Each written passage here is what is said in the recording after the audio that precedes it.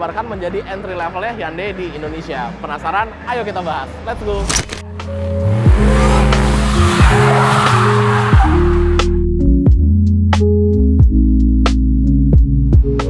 Kalau kita lihat dari segi eksterior, dia sekilas mirip banget sama Palisade ya. Ini kayak Palisade dibikin kecil banget, dibikin cemet kayak gitu ya Sobat Setir. Dapat kelihatan dari bagian grillnya, dia bahasa desainnya tuh, ini kalau ini sih mirip kereta ya sebenarnya. Kayak kereta yang pre-facelift gitu. Nah, urusan perlampuannya, ini baru mirip sama Palisade yang baru. Jadi kayak ada lampu di atas, terus ada lampu lagi di bawah. Kalau kita lihat, dia belum full LED tapi udah pakai LED proyektor nih Sobat Setir. Jadi untuk pencahayaannya sih harusnya optimal dan terang gitu. By the way it look, ini kayak perkawinan antara kereta Palisade, dikecilin, ini dia Hyundai Venue. Kelihatannya desain kayak gini emang udah berhasil di Indonesia dengan Palisade maupun dengan kereta. So seharusnya mobil ini juga akan rame nih ya Sobat Setir ya. Nice. Oke, kalau gitu kita bahas di bagian samping. Yuk. Bergeser ke bagian samping, mobil ini emang kelihatannya nggak begitu besar. Bisa dibilang dimensinya kecil nih. Kalau kita compare sama tetangganya dari Kia, ini tuh kurang lebih ukurannya kayak Kia Sonet lah, kurang lebih segitu Sobat Setir. Desainnya, ini gayanya sih SUV crossover banget ya. Di atas ada roof rail, terus dia juga udah keyless entry. Dan kalau kita lihat di bagian bawah ini ada cladding-cladding plastik yang ada aksen warna merahnya. Cladding plastik ya, juga ada di bagian situ, di bagian over fendernya Sobat Setir. Nice banget sih, gue sih suka ya stance-nya dari samping ya. Dan ini dia menggunakan ban Wanderer MRF. Nah, untuk ukurannya sendiri dia di 215 60 ring 16. Desain velg ya dual tone, silver dan keabu-abuan gitu. Nice. Oke, kalau gitu kita move ke bagian belakang. Yuk. Setir kanan dengan 50 outlet mobil bekas. Jaringannya luas. Setir kanan. Bergeser ke bagian belakang, ini juga kelihatan kalau dia tuh dimensinya emang nggak gede Sobat Setir. Di bagian atas ada shark fin antena, ada rear defogger, ada rear wiper. Ternyata untuk lampunya, dia desainnya tuh manis ya. Nggak yang berlebihan, nggak yang gimmick-gimmick gitu. Dia nyambung hingga ke sana, seberang. Jadi tengah-tengahnya ini ada aksen untuk perlampuannya juga. Atasnya warna hitam, bawahnya lampunya nyala. Ada logo Hyundai, ada tulisan Venue di bagian sini. Dan dia menggunakan mesin turbo.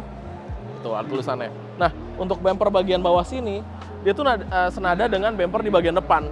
Secara horizontal ada guratan-guratan gini, dan di bagian kanan kirinya itu ada reflektor. Seperti itu Sobat Setir. Nice banget. Oke, yuk mari kita bahas mengenai performanya.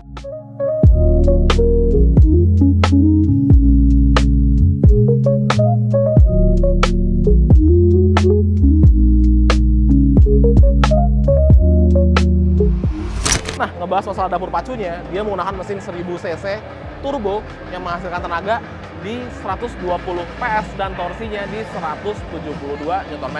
Kalau kita lihat dari figur angkanya, sebenarnya cukup lah untuk ngebawa mobil ini, karena emang satu dimensinya nggak begitu besar, kedua mesinnya juga turbo, dan emang dari torsi aja gede ya, di 172 Nm.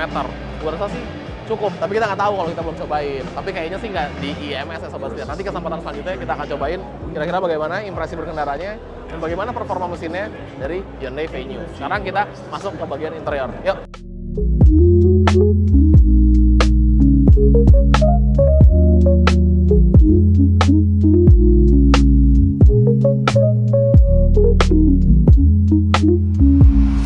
Nah, masuk ke bagian interiornya dari Hyundai Venue, di dalam ini rasanya emang lumayan compact ya Sobat Setir. Di bagian depan ini posisi drivingnya emang rada mundur sedikit.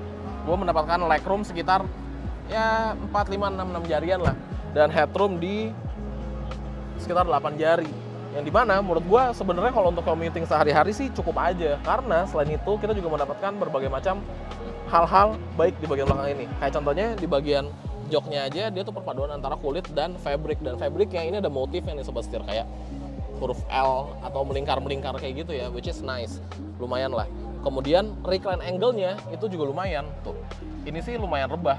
Gue sih sebenarnya bukan tipikal orang yang butuh legroom banyak-banyak. Yang penting senderannya enak aja. Karena menurut gue senderan itu ngaruh ke kenyamanan berkendara gitu. Dan ini sih nice.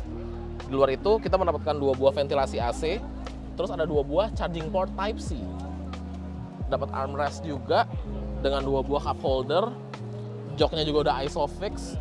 Seatbelt 3 titik, kiri dan kanan. Headrestnya dapat 2 untuk penumpang kiri dan penumpang kanan. Karena gue rasa untuk bertiga di bagian belakang sini sih lumayan sempit ya, gitu. Tapi ya kalau berdua sih nyaman banget. Dan kemewahannya nggak hanya di bagian belakang, karena di bagian depan juga nggak kalah keren. Yuk kita pindah.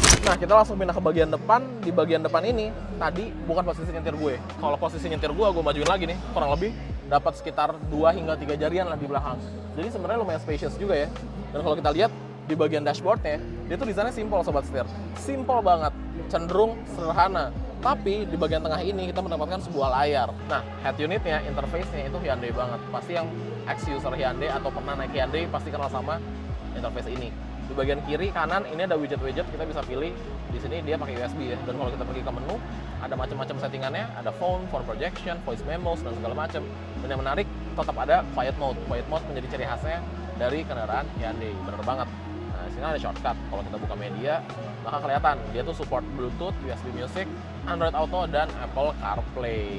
Walaupun dimensinya kecil, seenggaknya fiturnya lengkap nih. Jadi mantep banget pakai. Di bagian bawah juga terdapat shortcut untuk setup, sync, track, media, radio, volume, mati nyalain, itu bisa dari sini. Turun lagi ke bawah, mendapatkan pengaturan AC. AC udah digital, tenang aja sobat setir, udah nggak model yang kompor-kompor gitu. Walaupun dia desainnya yang emang diputar-putar juga sih, tapi at least ini digital. Turun lagi ke bawah, ada charging port Type-C dan ada charging socket seperti itu ya. Geser lagi ke bawah, di sini ada sebuah transmisi. Jadi mobil ini itu menggunakan transmisi dual clutch transmission 7 speed, 1000 cc, turbo, jadi makin mirip ya sama kembarannya. Oke. Lalu di bagian bawah lagi ada driving mode. Nah, driving mode ini ada 3 settingan, ada normal, ada eco, dan ada sport. Seperti kebanyakan Hyundai, kalau kita rubah driving mode, maka instrumen clusternya warnanya juga berubah. Gitu, nice ya.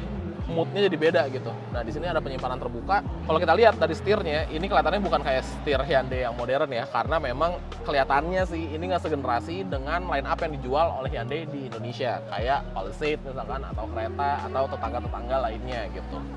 Tapi tetap multifungsi karena dia punya buttons di kanan dan di kiri gitu sobat setir. Dan ya memang balik lagi mobil ini belum punya ADAS. Bagi sebagian orang seneng nggak ada ADAS, bagi sebagian orang senengnya ada ADAS. Jadi ya itu jatuh ke preference masing-masing. Yang paling penting di atas kita dapat sunroof. Tuh, sunroofnya emang nggak begitu besar, tapi tetap sunroof is a sunroof, jadi tetap berfungsi untuk penerangan, rasa spacious kabin, dan ya kalau pengen adem, buka aja sunroofnya, bisa relax dalam mobil. Seperti itu sobat setir kurang lebih gambarannya. Nice.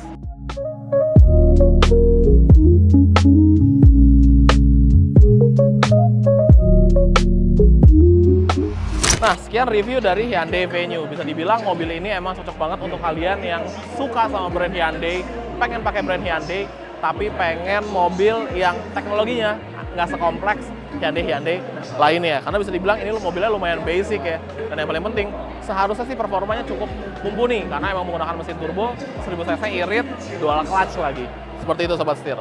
Untuk urusan warnanya, mobil ini memiliki opsi warna Abyss Black Pearl, Atlas White, Titan Grey Metallic, Fiery Red Pearl, Two-Tone White Black, Two-Tone Red Black. Dan mobil ini sendiri dibanderol dengan harga 340 juta on the road Jakarta. Gimana menurut sobat setir? Tulis di kolom komentar di bawah. Oke? Kalau gitu jangan lupa untuk klik like, komen, dan subscribe, serta follow TikTok dan Instagram kami di @setirkanan_official. Gua Narendra, sampai ketemu lagi di video selanjutnya. Salam setir kanan. Lupa tapi bentar ya. Ulang ya sekali lagi. 1,